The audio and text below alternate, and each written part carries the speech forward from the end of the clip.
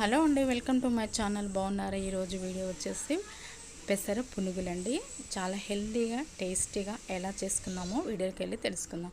ముందుగా 2 గ్లాసులు నేను పొట్టు పెసలు నానబోసానండి నైటు. దాంట్లోనే ఒక చిన్న కప్పు పల్లీలు, 2 స్పూన్లు పచ్చనిపప్పు, అర గ్లాసుడు బియ్యం పోసి రాత్రంతా నానబెట్టుకొని ఉదయాన్నే శుభ్రంగా కడిగి మిక్సీ జార్లో ఇలా వేసుకొని తగినంత సాల్ట్ వేసి కొద్దిగా నీళ్లు పోసుకొని పట్టుకోవాలండి. కాకపోతే కొద్దిగా నాకు జారైపోయింది.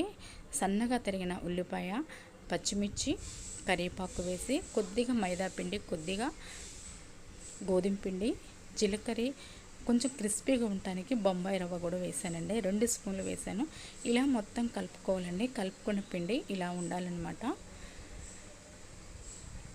ఇలా ఉన్నప్పుడు మనం స్టవ్ వెలిగించి కళాయి పెట్టుకొని ఆయిల్ పోసి వేడైన తర్వాత కొద్దిగా ఈ ఆయిల్లో ఇలా వేసుకోనండి. మీడియం ఫ్లేమ్లో కాల్చుకుంటే లోపల దక్కాలి, లోపల సాఫ్ట్గా పైన క్రిస్పీగా ఉంటాయండి.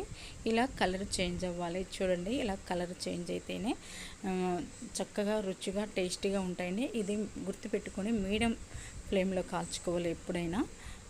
కాల్చుకునే దాన్ని ఒక ప్లేట్లోకి వేసుకుని మనం ఏ చట్నీతో అయినా మనం సర్వ్ చేసుకుని తింటే చాలా టేస్టీగా ఉంటుంది. నేనైతే దీంట్లో ఎల్లిపాయ కారం వేసుకొని తింటే చాలా బాగుంటుందండి. ఈ పునుగులో పల్లి చట్నీ కూడా బాగుంటుంది, పచ్చిమిరపకాయల పచ్చడి కూడా బాగుంటుందండి.